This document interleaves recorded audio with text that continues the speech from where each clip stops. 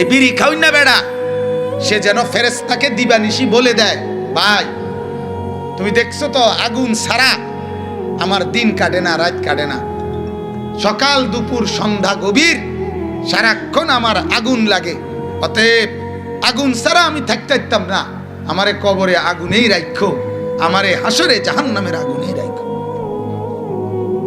নাই তো আর কি, নাই তো আর কি। নাহলে 60 বছরের বুড়া মানুষ যখন আপনার বিড়ি খায়, আমার কাছে এটা আশ্চর্য লাগে। 60 বছর বয়স, অথচ এখনো বিড়ি খায়, এখনো মানুষের সামনে সিগারেট খায়, চা দোয়ানে গপ মারে, টেলিভিশন দেখে।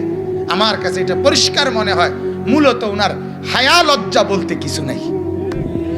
আর 2 নাম্বার, মূলত উনি এটাই ফেরেশতা করে বুঝাই দিছে, এটা গায়ে লাগলে লাগুক, কিছু করার নাই। কিন্তু এটাই বাস্তব।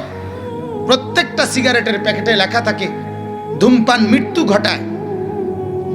তাহলে যেটার মধ্যে লেখা আছে ধূমপান মৃত্যু ঘটায়, সেখানে আল্লাহও তো বলছে ওয়ালা তুলকু বিআইদিকুম ইলা তাহলুকা। আল্লাহ বলে তোমরা নিজেদেরকে ধ্বংসের দিকে ঠেলে দিও না, মৃত্যুর দিকে ঠেলে দিও না।